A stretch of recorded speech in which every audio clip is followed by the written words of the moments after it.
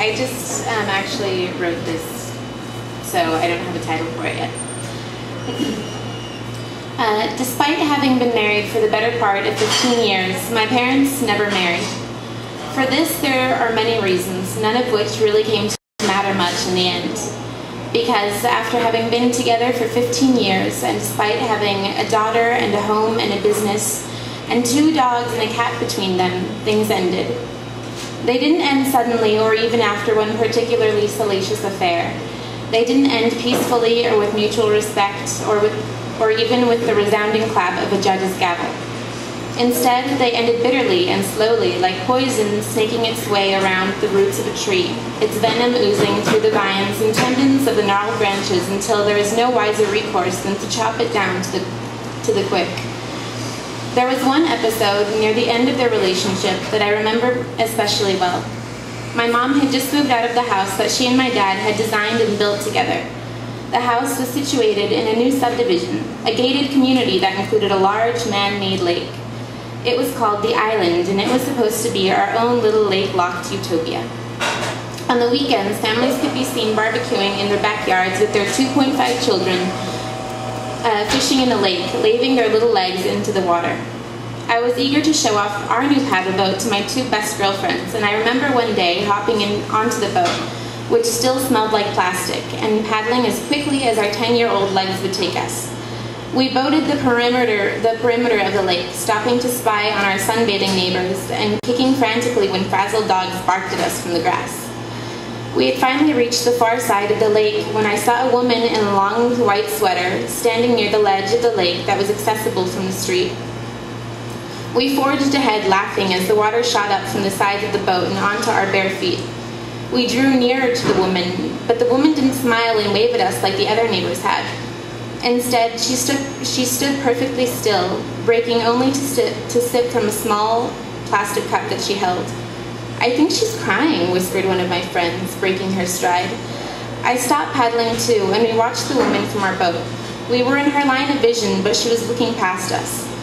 My 2 friends started to laugh uncomfortably, bothered by the prolonged silence as we watched.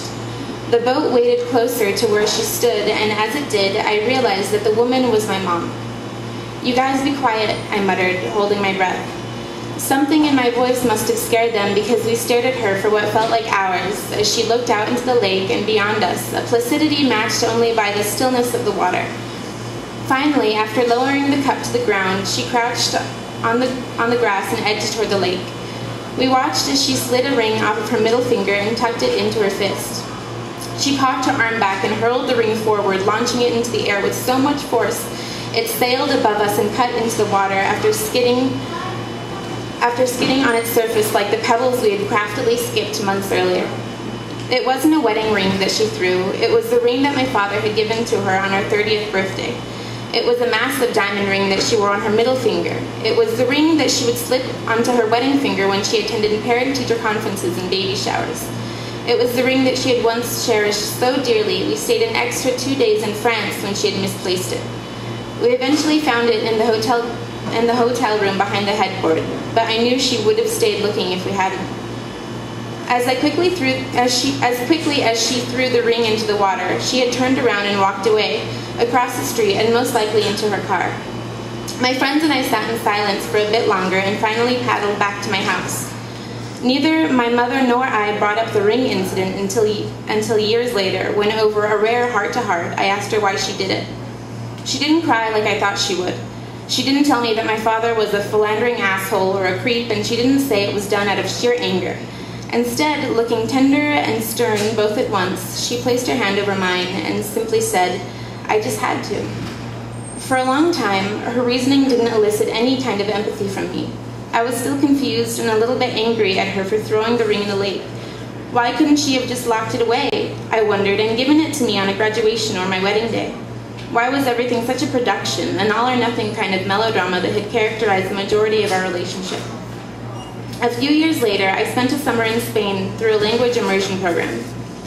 On a weekend trip to Ibiza, my roommate Ariel and I visited her grandmother, who lived in a small cottage at the foot of the Sa Torreta Hills. Her grandmother was a lifetime gardener.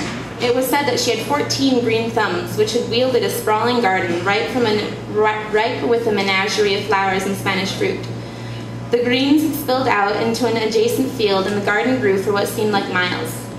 While Ariel and I sat in the yard one day, I noticed a little band of pregnant women walking through the grass, pausing periodically to pick up Valencia roses. As they plucked the flowers, we watched in bewilderment as the women squatted awkwardly, resting their hands on their pregnant bellies to dig through the soil, scooping up bits of rocks from the lawn. They took the pebbles and placed them on their tongues and began to chew, as if they were smacking on bubble gum. We watched in amazement as they continued to walk through the grass, speaking in quick, jumbled Spanish. Every now and then, a woman would stop and extract another bit of rock from the earth and pop it into her mouth, gnawing a bit and spitting the wet rock back into the grass. That evening, over homemade paella, we asked Ariel's grandmother about the women and the bizarre ritual we had witnessed. She explained that the pregnant women, seeking to satisfy some mysterious mineral deficiency, often craved the mercury found in rocks. We asked if she had experienced the same craving during any one of her pregnancies. She said she hadn't, and she too had found it peculiar when she saw the practice for the first time. She said that she approached one of the women and asked why she sat chewing the rocks. And when she did, she said, "Porque ya tenía que." She replied, "I just had to." And that's it.